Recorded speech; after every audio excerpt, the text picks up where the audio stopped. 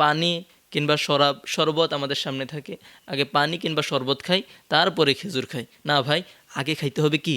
খেজুর। কারণ খেজুর নবী করিম সাল্লাল্লাহু আলাইহি ওয়াসাল্লামের সুন্নাহ। নবী করিম সাল্লাল্লাহু আলাইহি ওয়াসাল্লাম বলছে, তোমরা সব কিছু খাওয়ার আগে কী করো? খেজুর খাও। খেজুর দ্বারা ইফতার করাই সুন্নাহ। আগে আমরা কি করব? খেজুর খাবো। তার মধ্যে বেজোর সংখ্যক খেজুর খাওয়ার চেষ্টা করব, একটি বা তিনটি, দুটি মন চাইলে খাইতে পারেন, সমস্যা নেই। তবে তিনটা খাওয়াই কি সুন্নাহ, কিংবা একটি খাওয়া সুন্নাহ, বেজোর সংখ্যক খাওয়াই কি সুন্নাহ। তার জন্য আমরা কি করব? এই সুন্নাহগুলো ছোটো ছোটো সুন্নাহ অনুসরণ করব। তার জন্য একটা জিনিস খেয়াল করেন, আমরা মনে করি কি শুধু ইফতারের সময় কি খেজুর খায়?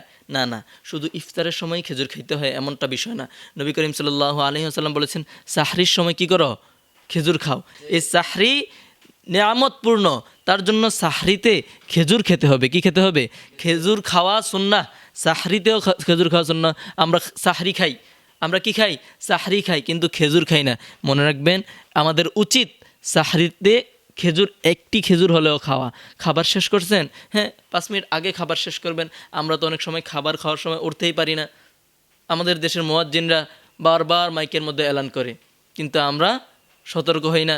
আমরা আবার বিরক্ত হয়ে যাই, বিরক্ত হইয়া মুয়াজ্জিন সাহেবকে অনেক গালমন্দ করি, কেন এত মাইক বাজায়, কিন্তু আমরা তো উঠতে পারি না। আমাদের উচিত একটু আগে ওইটা খাবার দাবার খাইয়া তারপর 5 মিনিট হাতে সময় রাখা। কেন?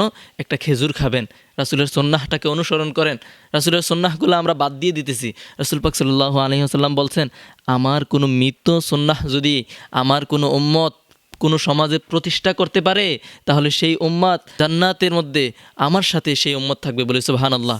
প্রিয় হাজরিন, দেখেন একটা সুন্নাহ যেটা মারা গেছে, অর্থাৎ এমনই তো হলো যে সাহারির সময় আমরা শুধু ভাত খাইয়া ঘুমাই যাই না, তাহলে আমরা কি খেজুর খাইতেছি? তাহলে সুন্নাহ তো আমাদের দ্বারা পালন হইতেছে না। এই যে সুন্নাহটা মারা গেছে, মৃত সুন্নাহটাকে আমরা কি করতে হবে?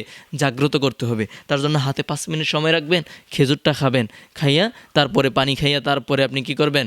ফজরের সালাত আদায় করে। অনেকে আছে সাহরি খাইয়া ঘুমাই যায়, ফজরের সালাত পড়ে না। ভাই, ফজরের সালাত তো পড়তে হবে। আপনি রোজা রাখেন, রোজাও ফরজ, নামাজও তো ফরজ।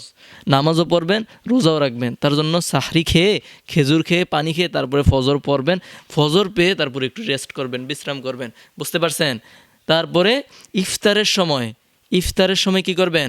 সবার আগে খেজুর খাবেন, তারপরে পানি খাবেন কিংবা শরবত খাবেন। খেজুর দিয়ে রোজা কি করবেন? ভাঙবেন, তারপরে পানি খাবেন, তারপরে আমাদের দেশের মধ্যে আমরা যেটা প্রচলন ভুট মুড়ি, এগুলা খাবেন। আল্লাহ যেন আমাদেরকে সঠিক বুঝদান করে। সকলে পরে আমিন।